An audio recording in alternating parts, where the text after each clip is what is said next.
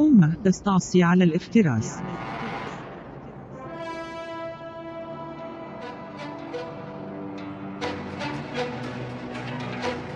والحقيقة أن المحتلين نجحوا في افتراس معظم شعوب الشرق الأوسط العريقة، إما بتذويبها في البوتقة العنصرية لتكون جزءا من النسيج الوطني، وإما بتدجينها وتفريغ ذاكرتها القومية وتحويلها إلى أقنان في أوطانها مهمتها صنع الأمجاد للمحتلين، وإما بتشريدها في الآفاق.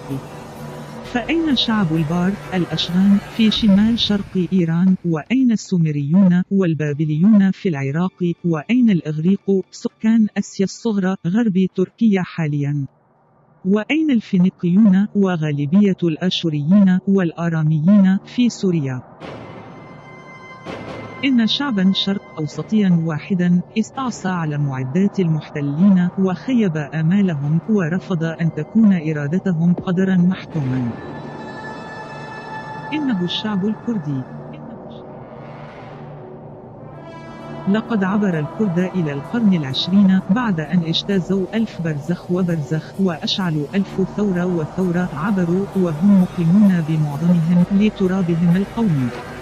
عبروا وهم ما زالوا محتفظين بلغتهم وبكثير من تراثهم وقيمهم الوطنية رغم كل الأساليب الماكرة لتجريدهم منها.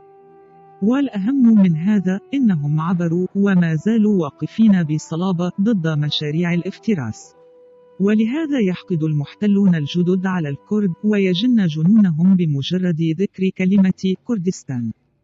إنهم لا يريدون سماعها ويصرون على استعمال الأسماء الاحتلالية الحبيبة إلى قلوبهم: شمال سوريا، شرق تركيا، شمال العراق، غرب إيران.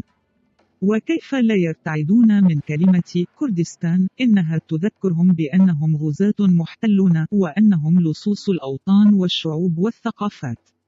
وهذا ما لا يريدون أن يعرفه أحد.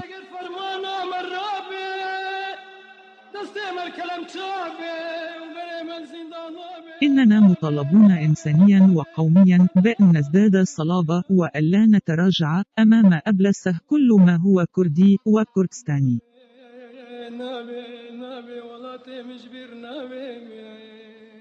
علينا أن نتصدى للصوص الذين اختطفوا وطننا تحت لواء سايكس بيكو، ومهما نسبونا إلى الشياطين والجن والإماء، ومهما رمونا خارج التاريخ، ومهما غيبوا اسم وطننا، ومهما سموها همجستان أو جعلوه أنفالستان، فلن يقر لنا قرار إلا بتحويله إلى جورستان قبرستان لكل محتل.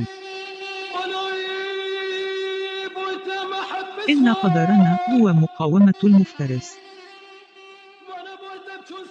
إن قدرنا هو مقاومة مفترس الشعوب، ونحن بهذا القدر فخورون.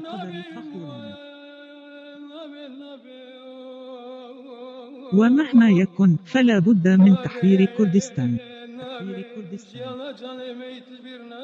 الكاتب الأكاديمي الدكتور سوزدار ميدي. إعداد سردار رامان.